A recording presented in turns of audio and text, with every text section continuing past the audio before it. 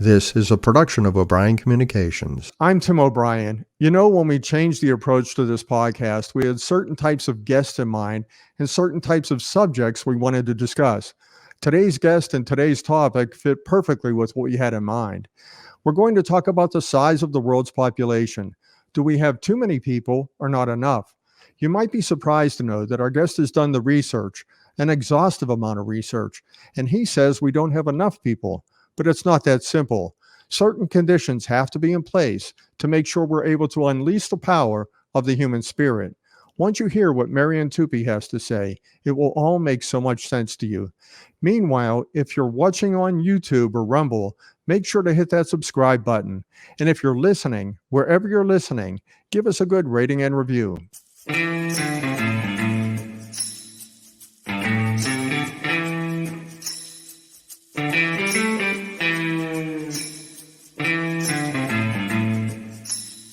Today, we're joined by Marian Tupy. He's the founder and editor of humanprogress.org. He's a senior fellow at the Center for Global Liberty and Prosperity at the Cato Institute. He's the co-author of the Superabundance Index. He's the co-author of 10 Global Trends Every Smart Person Should Know, and many others you will find interesting. And he's the co-author of the book we'll be talking about today, Superabundance, the story of population growth, innovation and human flourishing on an infinitely bountiful planet. Welcome to the podcast, Marian. Thanks for having me. You know, I looked at your book and it's a great book, and I read about your book long before I actually picked it up to read it. And I almost have a sort of a 10,000 foot high question for you to start the interview. And that is, if you hear about somebody having a baby these days, it could be anybody, a friend or an acquaintance, how do you feel when you hear about someone bringing new life into this world? Well, I feel delighted, and I'm sure that my reaction to it would be familiar to people throughout human history. Until very recently, people always thought that having children was a good idea. People didn't think that bringing new people into the world was cancer on the planet, or they didn't evaluate birth rates from the perspective of carbon footprints and things like that. One of the questions I wanted to ask you about tied to your book, and the reason I even asked that first question was because you hear people say, you know, how they feel about things with new life coming into the world, and they get a little bit worried and concerned because they don't know what the future holds. But your book is so optimistic, and every new life, according to the statistics and the data in your book, is potential, not just for that individual, not just for that family, but actually for society. Do you get much feedback or backlash on your optimism on this?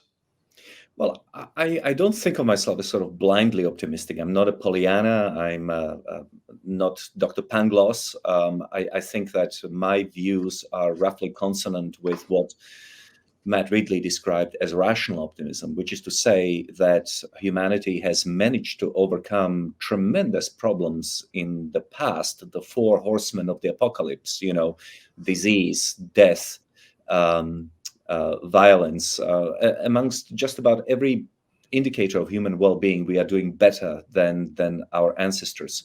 We are fighting fewer wars. We are much better fed than people in the past. We have conquered many diseases, and we have certainly made huge progress in terms of mortality and life expectancy. So bad things which used to happen to humanity all the time in the past, we have overcome. What's there to say that we cannot overcome problems in the future? All we need is new knowledge. That is definitely a running theme in your book, and it's something really when people think about it. And I heard a story recently. It was just a news story about EV cars and batteries, just to reinforce what you just said. And people talk about today how the limitations of electric vehicles, because we're talking about the world in which we live, not the future. And we're not talking about innovations that might take place in battery technology or in the way, these cars get charged. Have you had many discussions on those types of things, that technology? Um, some. I mean, obviously, the biggest concern that people had over the last, say, 5 to 10 years with regard to electric vehicles was the abundance of lithium. And the question was, how can you really have billions of cars powered by lithium-ion batteries when there is only so much lithium? But of course, this underestimates, or rather doesn't take into account, one of the most important concepts in resource economics, which is the concept of substitution. Just because today you're using lithium to produce lithium-ion batteries doesn't mean that you're going to be using lithium for electric vehicles in 10 or 20 years' time. And indeed, in the last week alone, we have heard of a major breakthrough in terms of sodium-ion batteries. Sodium-ion batteries are coming online. They will be cheaper. They will be easier to charge, and we have much more sodium than lithium. The point is that when people run up against some sort of a hard limit, or for example, price. If the price of lithium just skyrocketed, people would immediately start looking for new deposits or substitutes. And indeed, the price of lithium has collapsed by something like 80% in the last year. So I think that there's a larger issue here to be addressed, and that is that humans, and especially extreme environmentalists, when they are looking at the world, they are not thinking about technological change. They are thinking about static technology. And technology isn't static. Technology is dynamic. Now, I think that one reason why people cannot get their heads around it is because actually technology used to be static sometimes for millennia. Things didn't change. And I think that our brains may have evolved in a way that doesn't allow for fast changes in technology, or rather, we cannot really incorporate it into our thinking because for most of the time, human technology was very static. But over the last 250 to 300 years, technology has been growing at a fast click. We've been very lucky to live in a world of accelerating technological change, really, and there is no limit on the amount of new knowledge, and which is to say technology, that we can produce in the future, so long as we have people to do that. That seems to be so key, and that is one of the solutions of your book. But I guess rewinding, going back to sort of closer to the beginning of the book, because it's important to understand that. And it's really important to understand an individual that you talk about, and his name is Julian Simon. So could you tell us who Julian Simon was? Well, Julian Simon was an economist at University of Maryland, and he was also a senior fellow here at the Cato Institute, where I work. He died before I came to Cato. He died in 1998, I believe. He was quite a young man. But his claim to fame is manifold. One of the things that he discovered, from which we are benefiting to today, is auctioning off seats on overbooked airplanes. So every time you're at an airport and you hear the announcer say, we are offering $200 or $300 or $600 to bump you off this particular flight onto the next one, that was actually an idea that originated with Julian Simon. The other great discovery that Julian had was that when looking at the data, he realized that in spite of growing human population, prices of commodities were actually decreasing. And so in 1980, he conducted a very famous bet with Paul Ehrlich from Stanford University. They bet $1,000 over the next 10 years whether metals were going to go up in price or down in price. And in fact, over that decade, between 1980 and 1990, metals became 36% more abundant. And as a consequence, Simon won that bet in 1990. And, to be fair, most economists today do not subscribe to the idea that there is overpopulation problem, that we are going to run out of resources. But public opinion is about 20 or 30 years behind the intellectuals, behind the economists. And on a daily basis, I hear from people who repeat things like, there are too many people in the world, we are going to run out of resources. But this has been a concluded subject since at least 1990. One of the things that's interesting about reading your book is, and I think George Gilder actually talks about it in the foreword, but that is, we take for granted things like trade, like the fact that human beings trade, and that's how we as a species are so much different than all the other animals in the animal kingdom that we can trade, and that's part of the key to our survival as a species and then our prosperity. And that becomes then a foundation of what you talk about from an economic point of view, and it comes down to pricing and things like scarcity and those sorts of things. But one of the examples that is in your book is that you may have famine in one country, but another country might have a surplus, and they can ship some of that over, and there might even be compensation for that. So there's trade, both societies benefit, and the hunger doesn't wipe out people on that other continent. That's an oversimplification of what's in your book. But could you talk for a second about that, about why trade is so critical to the whole process of human abundance? Well, trade, historically speaking, has been a contributor to economic growth and towards enrichment of humanity. I mean, basically, this goes back to Adam Smith. It goes back to David Ricardo, and showing that you don't have to produce everything in your country. So long as trade is open, so long as countries are at peace, what can happen is that you can focus in your country on producing stuff that makes sense, that is economical, and then sell it to other countries in exchange for something else. I mean, the famous example was, I think, wine from Portugal exported to Britain and wool from Britain exported to Portugal. Obviously, Britain couldn't make good wine back then, and Portugal couldn't make good wool, so there was a perfect exchange here.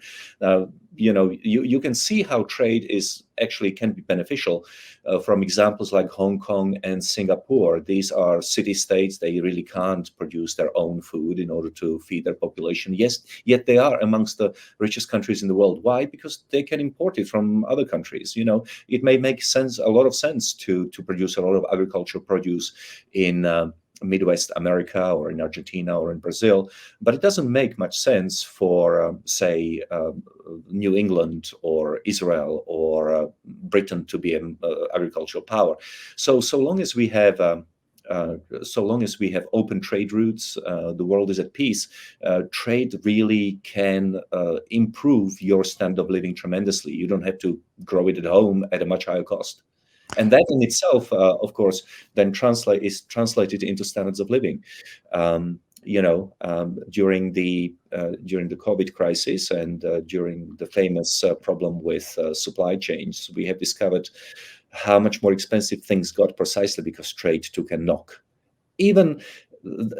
I think that it will be even very difficult to make a protectionist case for a very large country like the United States with 330 million people. We are a large market, but if we had to produce everything at home rather than importing a substantial, chunk of our imports from abroad, wages would certainly have to go up, which would then translate into, because there would be much more competition for workers, and that would translate into much higher prices in the shops. So that would be just one example. And that, as you said, as in COVID, that was a negative because of logistics that became a problem.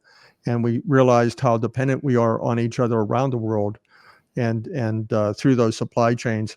But there was something tied to what you're saying now that also is mentioned in your book. And I think it's a distinction you make about Paul Ehrlich. And really, it's about our collective mindset, because, as you said, public opinion may be 20 years behind economists, but Paul Ehrlich may have been like the rest of us because, as you say, you point out, he was a biologist, and he looks at things from the animal kingdom point of view. So an animal takes the food that's available to it, and if the food dries up for whatever reason, it either moves on or it starves to death or it gets wiped out. That's how a biologist's mindset would work when he looks at scarcity, as you described. So he makes this bet with Julian Simon, and he sees scarcity. In fact, I think he even said that there would be dire consequences for the UK in so many years if at the rate it was going. So this bet happens, and Julian Simon brings a whole different point of view. So could you address that mindset, that of the biologist, and why that really, in a sense, why we need to get away from that if we're to understand the premise of your book? Sure. Before I do that, I want to clarify something I said in my last answer. High wages are, of course, a very good idea, so long as they reflect increasing productivity in the country. However, under a protectionist regime, wages would be really higher wages would result in inflation, both in inflation of wages, but also inflation of prices. And we don't want that. We want wages and productivity to track, and that would not be easily achievable under a protectionist regime. So I just want to make it clear that people understand I'm not against high wages. I am against high inflationary. High inflation that would be a result of protectionism. That's what I'm saying. Now, with regard to the differences between Ehrlich and Simon, yes, there is a distinction between economists and biologists. Biologists basically think that humans are like rabbits, for example. When there's plentiful rain and a lot of grass, rabbits have a lot of food, they overpopulate, they consume everything around them, and then they run out of food and population collapses. But what Simon, as an economist, pointed out is that we are not rabbits. There is a huge distinction between us and rabbits, and that is that we can innovate. We can produce more food. We can, for example, increase our yields of wheat or barley or corn per acre of land through better technology, through better fertilizer, through better irrigation, through better pesticides. And consequently, it is through this innovation that we are able to feed 8 billion people. I mean, if you will, just think about one simple statistic. In 1800, there was 1 billion people in the world, but they were much poorer than today's 8 billion people in the world. So obviously, as a result of having much greater population, we were able to come up with new ideas, new inventions, new innovations, and consequently, we become richer. So actually, it is that nexus between population growth and innovation that is important, and Simon was among the first people to identify it. And that was so key. And I just found it, whenever I read your book, I thought it just makes so much sense. And it's surprising to me that the conventional thinking is based on, as you described, scarcity, that everybody sees natural resources just constantly being depleted. In fact, I saw something a few years back talking about our natural resources of gas and oil. And it was only recently, like within the last 10 or 15 years, that they found out that even underground, that oil and that gas is being replenished in places that they thought it had dried up. They didn't realize that it is replenishing. So even at that level, things are happening. But I wanted to ask you about the title of your book, because that's also a key part of this discussion. If you could explain, what is superabundance? Well, superabundance has a technical term. If Ehrlich was correct, then as population increases, the abundance of resources should be decreasing. We didn't find that. Looking at hundreds of different commodities, food, fuel, minerals, metals, even finished product, even some services, they are becoming more abundant. So as population increases, so does abundance. But then we found that actually abundance can increase at two different speeds. It can increase at a speed lower than population growth or higher than population growth. So when population increases by 2%, say, for example, and abundance increases only 1%, we call that increasing abundance. But if population grows at 2% and abundance grows at 3 or 4%, we call it superabundance. So superabundance has a technical meaning, which is abundance increasing at a faster rate than population. And in almost all the cases that we looked at, abundance of resources was increasing at a faster rate than population. And that tells us, that gap between population growth and abundance tells us that on average, every human being creates more value than they consume. Could you explain the difference between prosperity and abundance in your usage of it? Because I noticed that obvious omission. You were careful. I don't even know if you used the word prosperity once, and that had to be a conscious decision. Is there a reason why you avoid the use of the word prosperity? I'm not sure if it was deliberate. We chose abundance because it's the opposite of scarcity. and and we didn't want to measure scarcity. We didn't want to measure scarcity because scarcity is basically infinite. No matter how wealthy you are, there is always going to be things are always going to be scarce. Maybe you're making $200,000 a year, maybe you're making $300,000 a year, but there's still that extra fancy car that you could buy, or maybe you have 2 cars but you would want a yacht. Maybe you have a yacht but you haven't taken a trip to the moon, and so on and so forth. So scarcity is infinite, and we can't really measure it. Whereas we can measure abundance. And abundance is measured basically how long you have to work in order to buy an item. So if you have to work an hour in order to buy a pound of beef today, but only half an hour to buy a pound of beef 10 years from now, you're twice as well off. Your abundance has increased by 100%. And that measurement for you is what you just described is called time prices, TIMEPRICES. And that is the unit, because it doesn't matter what the currency is or what time period you're talking about, whether it's 100 years ago or 100 years from now.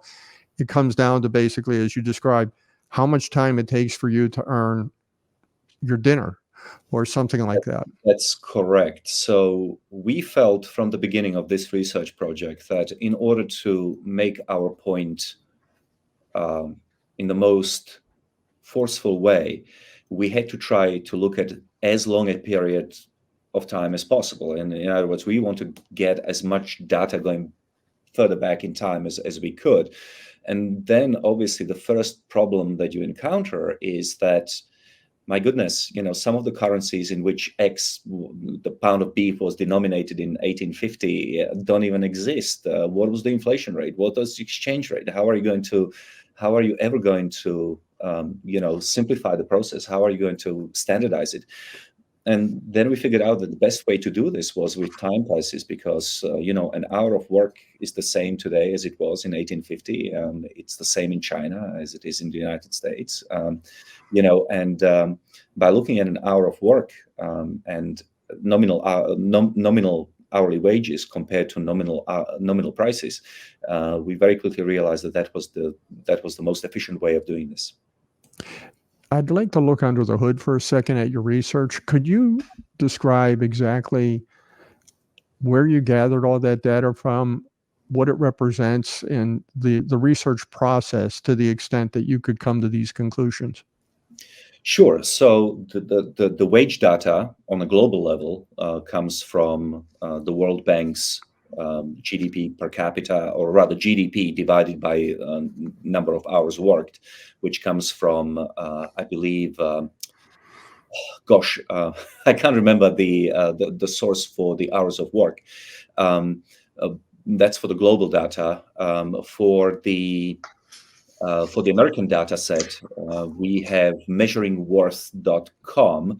Measuring Worth is a data set that comes from the American Association of American Historians, economic historians. So it's a widely used database.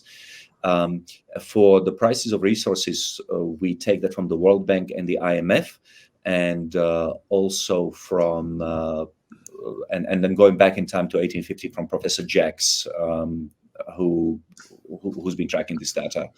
He's an American academic. I can't remember now which university he's at, but it's all described in the book. It is, and it just seems my stomach almost turned when I read your book, and I thought, how did they do all that research and organize it and narrow it down? And especially because you were building off of some work from Julian Simon and from that bet, and you actually expanded the number of things that you were studying and the commodities and the things. You expanded that number, and you also expanded the number of years in which this covered. So it was a very ambitious project. When you first started working on this, did you see it as a book, or did you see it as just an extension of what you were doing at the time? Well, here credit must go to my co-author, Gail Pooley, because basically in 2017, I published an update on Julian Simon's wager with Ehrlich. And that was in just real dollars. And then Gail got in touch with me and said, you could do this with time prices. So then we did it with time prices, just updating the Julian Simon and Paul Ehrlich wager with back in 2018. We did that with time prices, and we extended it to 50 years. And then once we had the paper and once we had the methodology, then we said, okay, well, the next obvious step is to publish a book. So yes, everything came together really when we got hold of the pink sheet by the World Bank, which has like 50 different commodities, the most important, the most widely traded commodities. And they include everything from food items, beef, shrimp, pork, chicken, to uranium and zinc and gas and oil. And the beauty of the World Bank data set, it's called the pink sheet, is that it goes back to, I believe, 1960, and it's all in nominal dollars. So as long as you know what a blue collar worker was making an hour in 1960, you have that price in nominal dollars, and you have your wage in nominal dollars. You make the calculation. It's a simple division, and you get your time price. And then you just repeat it in 2020 or 2024, and then you see the difference. And the reality is that almost everything we measured has become much cheaper. People underestimate just how extraordinarily poor people were not so long ago. So, if you compare something as simple as, say, for example, chicken, Americans eat a lot of chicken because they think it's a healthy food. Over the last 100 years, the same amount of time that would buy you one chicken in 1919 would buy you 26 chickens in 2019. That's an extraordinary amount of essentially savings in time that you can devote to buying other things. I mean, that's the key, right? Is that you are no longer spending so much time earning money to buy your food. Instead of 40 or 50% of your disposable income, you now maybe pay 8% of your disposable income for food. And then you have all this money left over with which to buy, a car or a nicer house or go on a holiday to Hawaii. So the reason why we are so prosperous is because we are no longer spending every waking moment earning enough food not to die tomorrow. Time is the ultimate currency, isn't it? Time is the ultimate measure of things, and it is you can certainly, and it is also something that I think that people can relate to, because everybody has equality of time in their lives. Whether it's me or Elon Musk, we only have 24 hours in a day, or whether it's a peasant in India. Some guy who in 1960 would have to work 8 hours a day to buy a bowl of rice. Now maybe he has to work at an hour a day to buy a bowl of rice, and he's saving 7 hours with which to maybe save enough money to send his children to school. This is how progress happens. It happens by saving time so that you can do other things with it. You can do more with it. I know one example I thought of when I read your book about that, and it's just a way to be more productive and advance yourself, is, let's say you were a farmer's son back in, like you said, around 1920, and your father needed you on the farm, so you had no time to do anything else with your life. Today, because that same farmer's son can use a combine and can do the work on the farm in the morning, that same son can go to college and can study and improve his skill set and his abilities to do something else with his career that doesn't restrict him to being a farmer his whole life. Or if he does want to be a farmer, to be a more productive and profitable farmer, and again, improve his life. But that's right. I mean, one statistic on this: as late as 1900, when Teddy Roosevelt was president, 40% of Americans were involved in agriculture.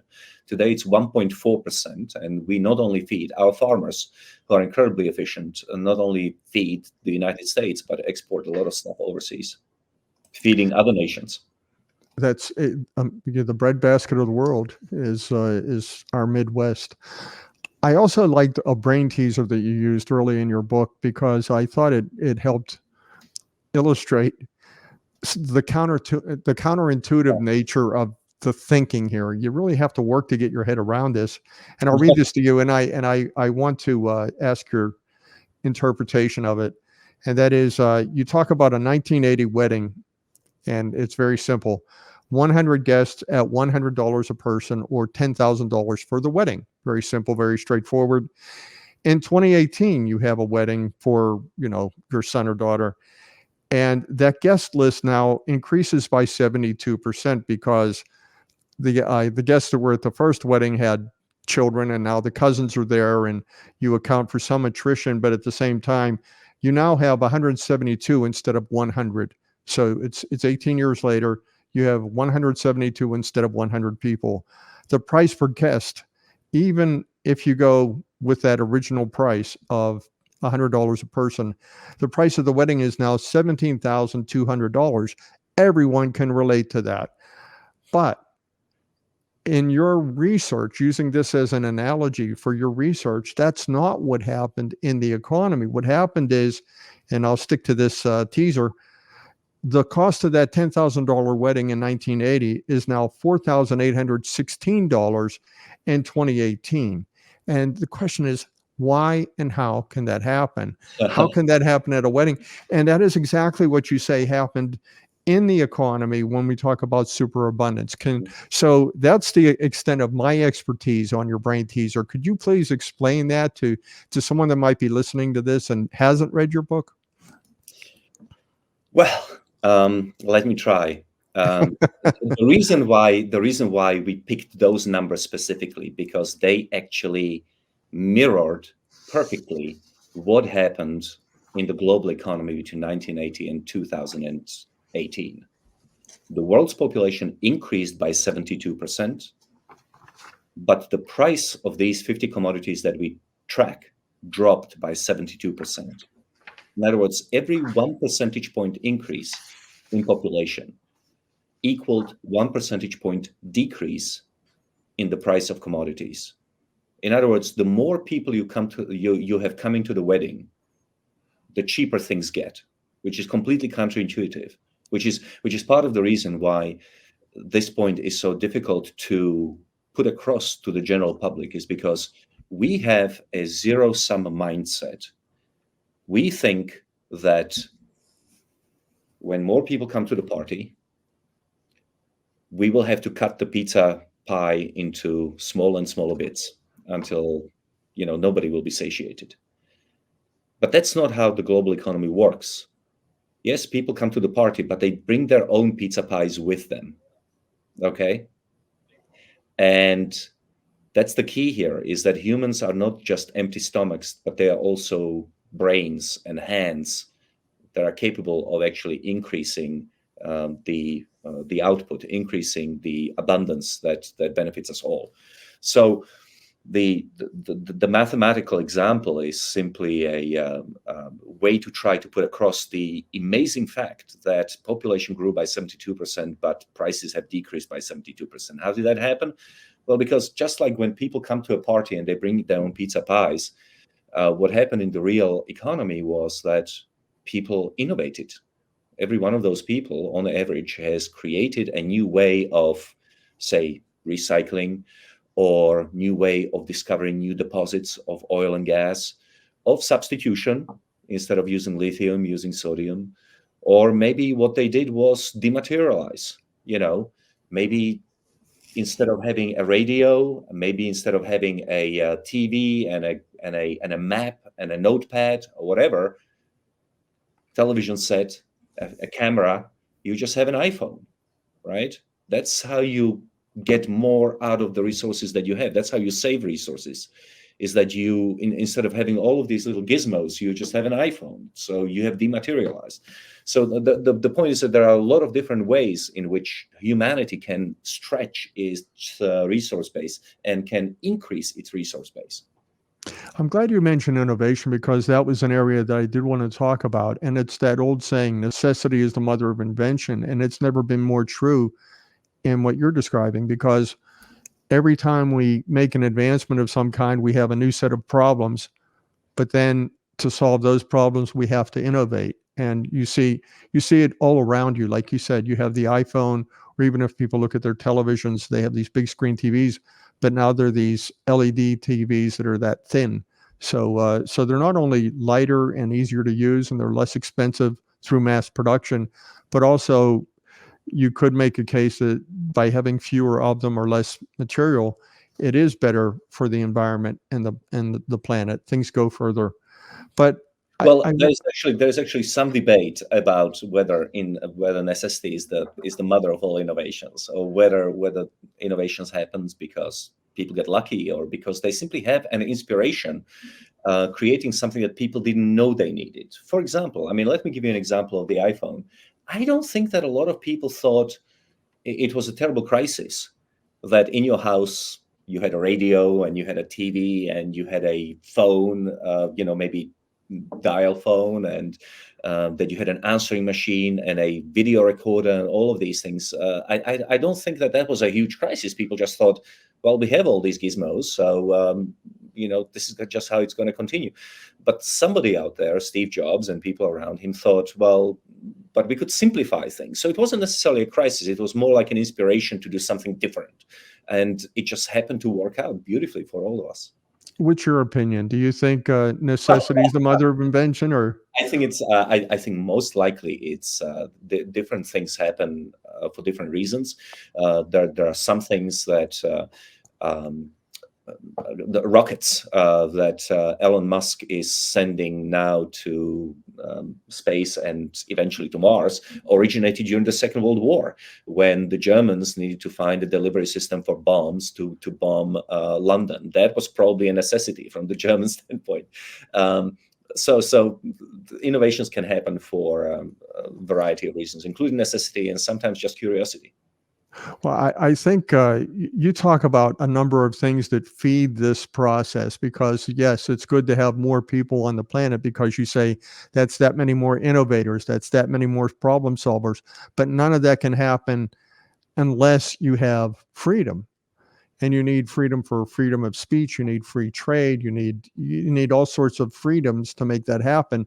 And I like how you used an example, because if you were to say to an uninitiated person now, we don't have enough people on the planet to solve the world's problems, or make a blanket statement like that, they would point to, they would say, well, that doesn't mean anything. Well, you can point to countries like China, or you can point to countries like India in the past, and you can say, well, yeah, you can have more people in those countries, but in such a controlled society, you don't really unleash the power of all those people. You're not really unleashing the spirit of them. You're not enabling them to talk to each other, to be a community, and to build as a collective. So, but you did mention that China has learned a little bit. It's still China. It's still communist China, but it's a little bit more of a free market in the past. What have you seen in a country like China and countries like China and India, where you have these huge populations, but their economies started to improve when they enabled their citizenry to be more free? I don't think there is even a debate about this. I mean, I don't know a single human being who would deny that China before 1978 and China after 1978 are completely different beasts. I mean, before 1978, they used to eat dirt in order to survive. This was the height of Maoist repression. Mao dies, of course, in 1976, but he ran that country into the ground between 1949 and 1976. And after his death, you have some reforms. China hasn't really been. I mean, obviously, it's not a free country, but it is much more free than it was in the 1960s during the time of the Cultural Revolution, or during the Great Leap Forward in 1958. The point is that China is much more free, and that has resulted in a tremendous. I mean, this is now the second largest economy in the world. It was the best performer in our book. They increased their abundance by 4,000%. It's unbelievable. Same with India. India had pretty heavy-going socialism and central planning until 1991. They dropped it in 1991, and after that, India seems really unstoppable. They have good demographics, unlike China. They have They have democracy, they have the English language, and so it seems that it's much more likely to be a India story in the next 50 years than a China story. It truly is. And China is driven by competition with the United States and the West. So even if they ideologically don't necessarily always want to do the things that they are doing, in order to compete, they have to do things a certain way. And I think, to your point, you say superabundance depends on two components: people and freedom. You say the people must be free to think, speak, read, publish, interact with others, generate ideas, test their ideas in the market, and make progress. That's how you describe people. And then you describe freedom this way. You say the more and more freedom people have, the greater likelihood that new ideas will be generated to tackle current and future problems. So you take those two things and you add that population to the mix, and you allow people to innovate, and all of a sudden you can reduce those time price, or reduce time prices, because you're reducing hours. Is that true, or what am I missing? No, I think that's right. Obviously, freedom has at least two components. One is the political or social, and the other one is economic. Look, people have a lot of ideas. Most of them are bad, and therefore you need the free market to sort out between good and bad idea. For a while there was competition between Betamax and VHS. Recently, we had a competition between BlackBerry and iPhone. And it's the market that really has to tell us what's the good invention, what's the good innovation, what's a bad invention, bad innovation. So both in China and the United States, the threat here is that our governments will start telling us what we should be using, what are the good innovations, what are the bad innovations. When the government puts its finger on the scale and says, oh, you all have to go with BlackBerry, or you have to go with iPhone, that's not good. You need to have the market sort this out. So that's the economic component. The social and political component is also very obvious. I mean, the only way that you can have new ideas is to have free thought, and the only way that you can have free thought is to have free speech, because every time somebody gets canceled, be it in China because they're anti-communist, or in the United States because they're anti-woke, what happens is that the rest of us don't have access to that information, don't have access to whatever the speaker was about to say, and we cannot contend with those ideas and incorporate them into our own thinking. So freedom of speech, expression, association, freedom of publishing, freedom of access to information are all incredibly important when you're formulating your thoughts, when you're coming up with your innovations. And when you have those innovations, you have to submit them to the market test. You don't want to be like in the Soviet Union, where everybody had a crappy car because they never had to compete against BMWs and Fords and whatever else. So, yeah, freedom is very important. What's your take on AI, artificial intelligence? I mean, when we, separate from everything that we're talking about here, people don't even have to be thinking of your book, and they already know that AI is going to have a sort of transformative effect on how people spend their time. What do you see from AI? Is it as revolutionary as it's hyped to be, or how does it fit in with your whole model with time prices? So I'm not a specialist on AI at all, although I read a lot about it. Right now, my position is that I'm, broadly speaking, optimistic. I mean, it seems that there's tremendous potential in AI. I think that in the short to medium term, it's going to be more like an assistant than anything else. God knows if we'll ever get to a point where there will be, general artificial intelligence, an entity that is smarter than a human being. We don't know that. The large language models don't behave like that. They're not an entity like that. They don't have what we would recognize as intelligence. They are searching for patterns and things like that. But the potential is obviously tremendous in medicine, for example, and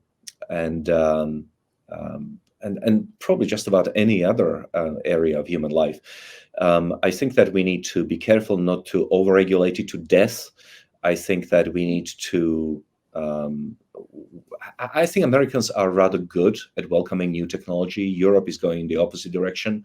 They're trying to regulate everything to death, but Americans have been generally more welcoming to new innovations. And I think I really hope that AI is given time to prove itself, to contribute to economic growth and make our lives better. I just have one more question for you, Marian, and it goes back to something that I mentioned George Gilder. He wrote the foreword to your book, and he used the term, it was obviously a biblical reference when he said it, but he said that the thinking behind your book will overturn the tables in the temple of conventional thinking. And we have people who are very apocalyptic. We already talked about that. People only see scarcity. They don't see the potential for abundance. So we see that throughout society. When you hear people talk about overpopulation, or even when they mention the word population, that almost carries with it a negative thought that it's just assumed we need fewer people. So your book argues a different stance. What will it take for society to start to see things, and for lack of a better way to describe it, your way? If I knew how to win this battle, if I was absolutely certain, I'd probably be a multimillionaire by now, but I don't, because what we have to contend with is deeply ingrained biases in the human mind, be it the zero-sum bias that we already discussed, be it skepticism, or rather having a sense of a static society rather than dynamic technological change. So I think that human nature is one that mitigates against this kind of techno-optimistic solution to our problems. That being said, we are not giving up. We continue to fight. I have a website called humanprogress.org. And there are many more people in the United States and abroad who are working on the issues pertaining to techno-optimism, pertaining to human progress, trying to convince people that humans are on the net a benefit to humanity and to the world rather than a net detraction. So it takes one person at a time. It takes podcasts like these, and I do a lot of podcasts precisely for this reason. Is because you try to convince one person at a time. And in general, I would just simply make a simple point. America is always happier when the economy is running at over 2.5%, 3% a year than when it's running at 1% a year. Just from or 1.5% a year. Just from a purely selfish standpoint, think about all the things that you could do with your life if your income was increasing at a much higher pace than it is currently. Imagine of all the things in terms of infrastructure, for example. If you believe that government should be responsible for infrastructure, imagine the nicer airports and the better roads that the government could create, could build with taxpayer money, because the economic growth is much higher. Imagine the possibility of actually paying down some of the debt, which is threatening the fiscal position of this country with much higher economic growth.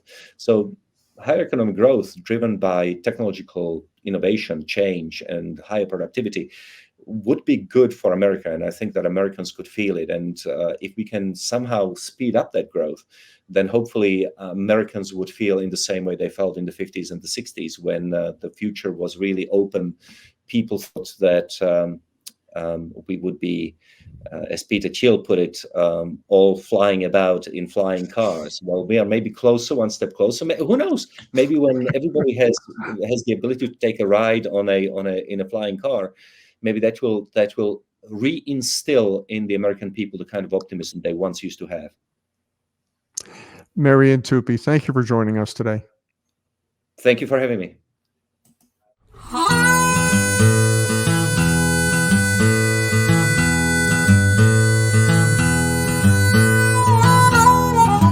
To learn more about all that we talked about here, please see our episode page at shapingopinion.com. Make sure to leave a rating and review and subscribe wherever you get your podcast. Want to connect? Check out our website, shapingopinion.com. Follow us on the X platform, Facebook or Instagram at Shaping Opinion. And make sure to join our Facebook group called Shaping Opinion Podcast Listeners.